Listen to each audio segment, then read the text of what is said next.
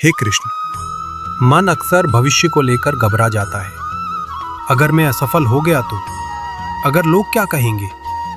अगर सब मेरे हाथ से निकल गया तो?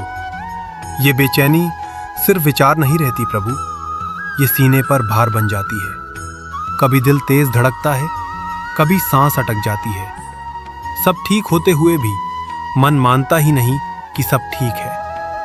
प्रभु, चिंता क्यों खत्म नहीं होती? पार्थ, चिंता भविष्य की घटना नहीं, भविष्य की कल्पना है। और मनुष्य अपनी कल्पनाओं को सत्य समझ बैठता है। चिंता का जन्म उस इच्छा से होता है कि भविष्य वैसा ही हो जैसा तुम चाहते हो। पर क्या भविष्य कभी पूरी तरह तुम्हारे नियंत्रण में था? गीता में मैंने कहा है, कर्मण्येवाधिकारस्ते मा फलेषु कदाचन। अर्थात तुम्हारा अधिकार कर्म पर है, फल पर नहीं। और मैंने ये भी कहा, मा ते संगोस्तु कर्मणि, अर्थात फल की चिंता में कर्म से दूर मत भागो। पार्थ, चिंता का अर्थ ये नहीं कि तुम्हारे पास समाधान नहीं है। चिंता का अर्थ ये है कि तुम वर्तमान क्षण से दूर हो।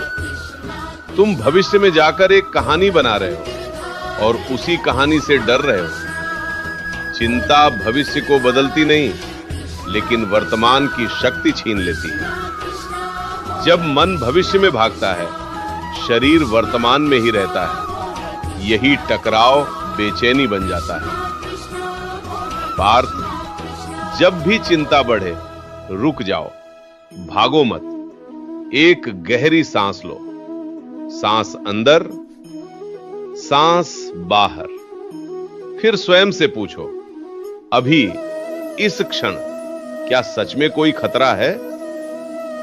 अधिकतर समय उत्तर होगा नहीं, चिंता कल्पना है, वर्तमान सत्य है। जब तुम हर श्वास को जागरूकता से देखते हो तो मन भविष्य से लौट आता है, और जहां जागरूकता आती है वहां चिंता टिक नहीं पाती। तुम भविष्य को नियंत्रित नहीं कर सकते, पर अपने इस क्षण को संभाल सकते हो। यही योग है, यही गीता का मार्ग है। भविष्य को छोड़ो, वर्तमान में लौटो, कर्म करो, विश्वास रखो। जो होना है वो सही समय पर होगा। आज, अभी एक गहरी सांस लो, अपनी धड़कन सुनो, अपने भीतर लौटो। चिंता को नहीं, वर्तमान को चुनो। यही शांति है, यही शक्ति है, यही गीता का मार्ग है।